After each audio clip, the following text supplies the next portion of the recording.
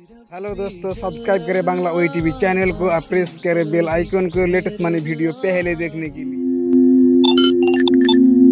আমরা এক একজন এক এক রকম খারাপ অভ্যাসে আসক্ত হয়ে পড়ি।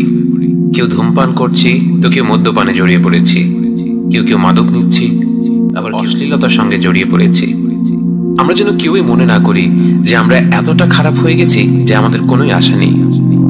নামাজ তো ভালো মানুষদের জন্য, আমরা পাপী বান্দা। আমাদের নামাজকে আল্লাহ কবুল করবেন? শয়তানের একটি অপকৌশল মনে রাখতে হবে। সে আমাদের কাছে এসে বলবে, ছি, তুমি এইমাত্র ধূমপান করেছো, গাঁজা খেয়েছো, মদ্যপান করেছো, নেশা করেছো, তোমার মোবাইল ঘাটলে এখনো আপত্তিকর দৃশ্য বেরিয়ে আসবে। তোমার কি লজ্জা করে না যে তুমি এখন ওযু করে নামাজ পড়বে? তুলনা করে দেখুন রাসূল সাল্লাল্লাহু আলাইহি ওয়াসাল্লাম কি বলছেন। আতবা' আস-সাইয়্যাত আল-হাসানাহ তামহুহা। খারাপ কাজের পর ভালো কাজ করো, কারণ সেটা খারাপ কাজটিকে মুছে ফেলবে। আমরা দুর্বল হয়ে শয়তানের ফাঁদে পা ফেলে দিয়েছি, আমাদের মনটা ভারী হয়ে এসেছে।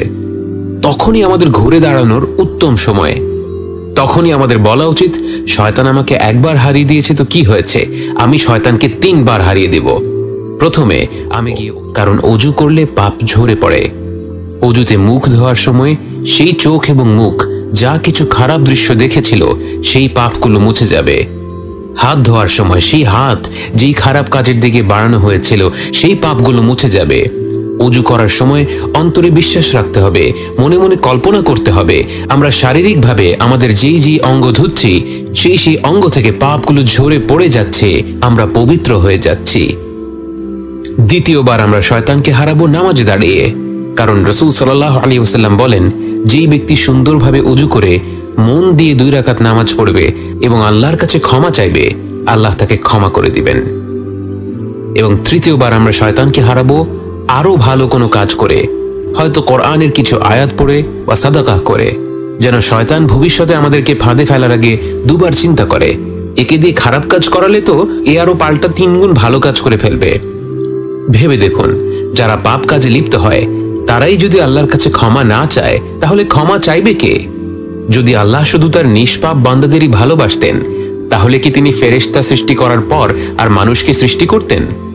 ভেবে দেখুন, আমরা যখন আল্লাহর সামনে তাকে অমান্য করছি, তারপর যখন আমাদের খারাপ লাগছে, সেই খারাপ লাগার অনুভূতিটা কোত্থেকে আসলো?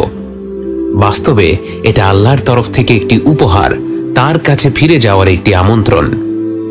ভেবে দেখুন, কত মানুষ আছে যারা কোনো না কোনো পাপ কাজে আসক্ত, কিন্তু মনটা পাথর হয়ে গিয়েছে। সেখানে কোনো অনুশোচনা বোধ কাজ করে না, কোনো হাহাকার জন্মায় না। তাই আমাদের অন্তরে যদি বিন্দু পরিমাণ অনুতাপও জেগে ওঠে, তাহলে আমাদের বোঝা উচিত এর অর্থ হচ্ছে আল্লাহ আমাদের উপর নিরাশ হননি। আল্লাহ আমাদের ক্ষমা করার জন্য এখনো আমাদের দিকে চেয়ে আছেন। তিনি শুধুমাত্র একটি সুযোগ খুঁজছেন, একটি কারণ খুঁজছেন আমাদের ক্ষমা করে দেওয়ার। আমরা শুধু একটি ধাপ এগিয়ে গেলেই যেন রহমত আর মাগফিরাতের ঝর্ণা আমাদের ভাসিয়ে দেবে। প্রশ্ন হলো, আমরা কি সেই একটি ধাপ নেব? আমরা কি আল্লাহর আমন্ত্রণে সাড়া দেব?